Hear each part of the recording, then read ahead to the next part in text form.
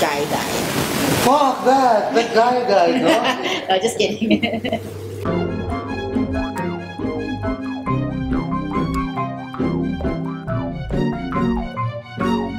And of course, in English, she would be a she. Mm-hmm. But in Sweden, they're proposing, or rather, they added a word to the dictionary. So it's a gender-neutral pronoun. The pronoun is hen. Uh-huh. And here's an article all about it. You can read about it. Have you heard of this? Right? Yes, I have actually, but it's not. We've known about this for a while now, right? But I think it just got official or So something. okay, some background on it. 1960, they coined the term hen, as opposed to, of course, this is Swedish. This is in Swedish. So Hon and Han, I think, are the male, female, and then there's a third one, the hen. But it didn't catch on back then. In around 2000 or a bit before that, the 90s. Two purposes for bringing it back up again. One writer didn't want the cumbersome he/she political correctness, Yes, yes. So he was proposing, instead of the just the male, which a lot of people weren't okay with, to use that.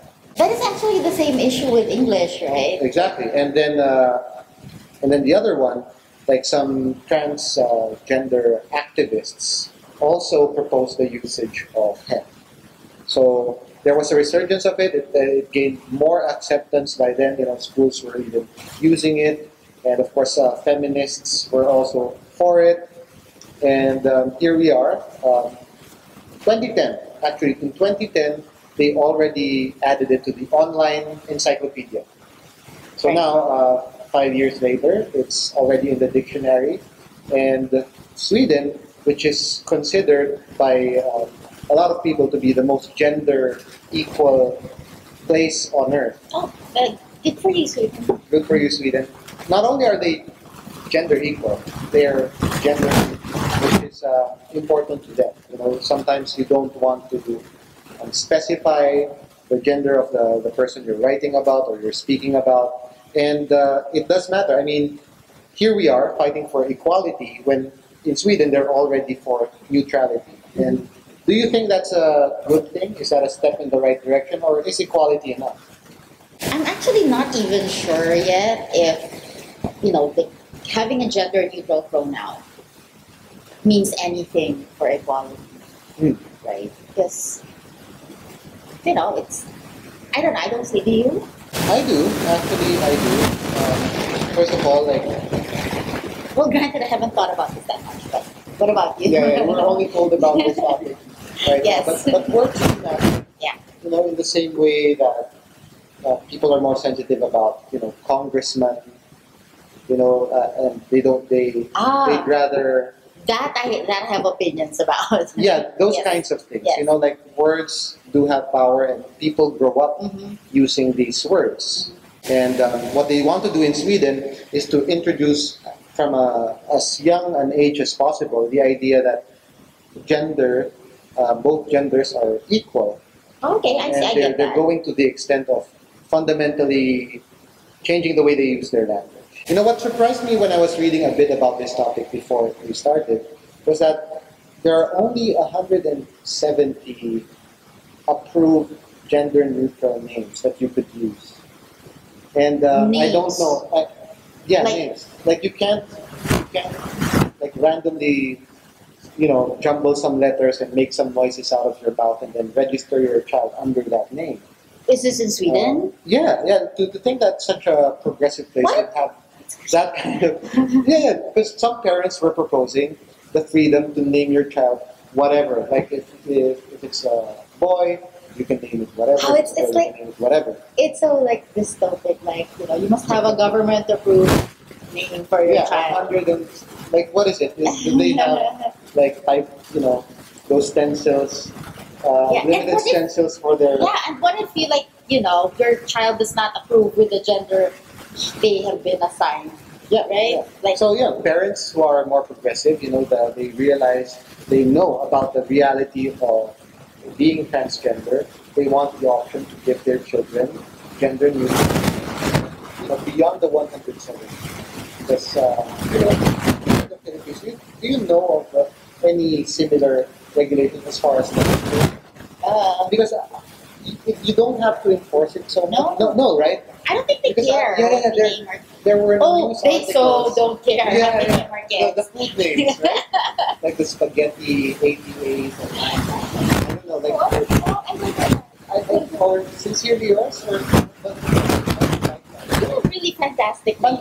Okay, so we actually beat Sweden in this regard. Go Philippines, right? And there are people like when I meet them, and I go, yeah, your name is this. Parents' names are this and this, right? And I'm usually right. Okay. So some would argue that these children are. Okay. At least in Sweden, you wouldn't be given. The advantage in terms of having fun names, right? But other things that they're trying to do. And we already have gender neutral pronouns. We do. Filipino We never ones. even had to bother with that, right? English, they had to debate about whether it's better to use he, that, she. That's like I said, that's an issue. They, them. Yeah, in writing in English. Yeah. Like for example, it's a user manual or something that it's not a story, so there's no specific person, so it could be a male. And usually, like traditionally, they use he, and now people are like white law with he. And he, she is too cumbersome. Yeah. And people, just to make it a little more balanced, they just use she. Yeah. I've been seeing that a lot. Do we have a word for female firefighter? Is it bombero? Do we have a bombera? Is that all? Only I think because there aren't many of them. There aren't many of them, and the connotation is sort of different, right? That's why that's where the inequality comes in. Like when bombera, like really, like what would people think when you or let's say tubero? Is there a tubera? I know only because I think there aren't that many of them. Unlike say doctors. And if you say or especially when you advertise tubero, you don't really know what you're getting. Or maybe they anyway. So these are important things, right? Do you think so? Now, in the case of, like I said, why specify that it's a female doctor or a female dentist, and especially in the news, like there was this one somebody was saved by a security guard from something, I forgot what it was, but they were very specific in saying that she was a female doctor. Why was it important? Well, first of all, I'm not even sure why they had to mention that she was a doctor. Maybe somewhere down the... Okay. So they mentioned she was a doctor, and they mentioned she was a female doctor. I'm like, if it were a male doctor, they wouldn't have to specify a male doctor was rescued by... Now, saying it's a female doctor or lady doctor or lady dentist, it's sort of implying that, well, for one, that they are sort of aberrations. Like, look, it's a doctor. Look, it's a female. It evokes the damsel in distress narrative. I think in that use item, yes. And dramatic stories are read more. I'm thinking about whether this applies to something that I read recently. It's been going around Facebook. It's a story about this one guy who stepped in when a couple was fighting. Like a couple was fighting. The guy was physically harming the girl.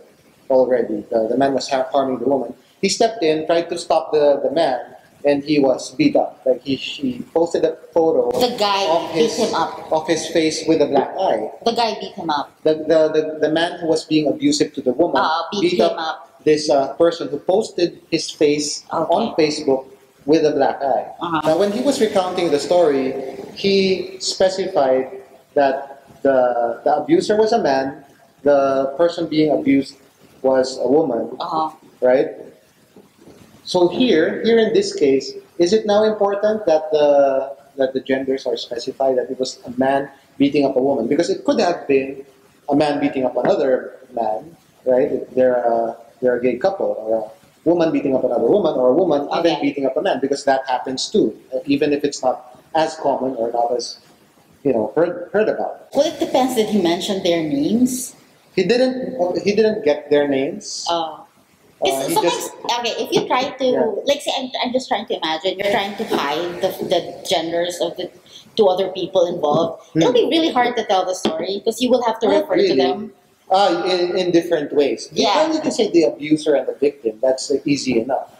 right? Yeah, but it's very But I guess it also plays into the gender roles. You know, it's always the man beating up the woman. In this case, most of the time. most of the time, you know, that's what people think. Not all you the know. time, but most. Not, but when people do these things, that's often what's on top of their heads. You know, they forget about these instances where it just doesn't happen, and it doesn't happen sometimes, which is why like moves for gender neutrality are also important. So the beating up, the saving, you know, these are gender roles. On a lighter side, like there are moves in Sweden. Let's go back to Sweden, where they were proposing a male and female bowling tournament. So there's no male division, there's no This we can female division. regulate everything in there. Because why like who The thing suddenly is, okay, wants to have male and female? The thing is, in wealthier countries where poverty is not as much a problem, and you know they just have so much time for their government to focus on other things, not the basic things. Think of the Maslow's No, because you have to let me. hierarchy. I have to know who wants a male-female bowling tournament. Is it like the government saying, going like, okay, all you bowling alleys, you must have, you know, So stop segregating your bowlers. politicians who support the civil society groups who are asking for gender neutrality. Of course, there are those conservatives who don't want gender neutrality, who are already okay with gender equality. And it's so interesting. The conservatives are just for gender equality. Some, of course, progressives. Those are their conservatives. Yeah, progressives want some Good job, more. Sweden. They want neutrality, so they want to do away with this division when it comes to sports, even, right? Okay. Or I assume even with jobs. I already mentioned about the names, and you know, going back to the start them when they're young. There are proposals in Sweden for playtime to be abolished in grade school, in elementary. I mean, they're doing this because according to the people who are proposing this, playtime tends to reinforce the gender roles that you know society dictates on these children. So the bullying happens, the men you know try to outdo the other men, the women play with their dolls, I guess something like that. Okay. So in order for this not to happen, they want everything to be structured. And the conservatives who are okay with just gender equality, they're saying that's too much. Like, why are you micromanaging people on this level? So the intention is good, definitely, you know, gender neutrality, which ideally would empower the women and transgender people, the transgender community as well. But do we go to this next time? You know, that kind of thing we will talk about Okay. at the meetup. It's next week. It's next Saturday or Sunday. We will post the details on the website, on all of our social media channels. Wait, isn't that Holy Week? Oh, is it? Okay, we will, anyway, stay tuned for that. Thank you for attending or for being on this show. Oh, no problem. Yeah, you catch the tail end of Women's Month. I know, so like that's a great Plastera. That's a great thing. And you caught the first episode in this new studio. I'm calling it studio. Oh, right. Yeah, we have a new studio. Yeah. Anyway, thank you so much for watching. See you next time. Bye.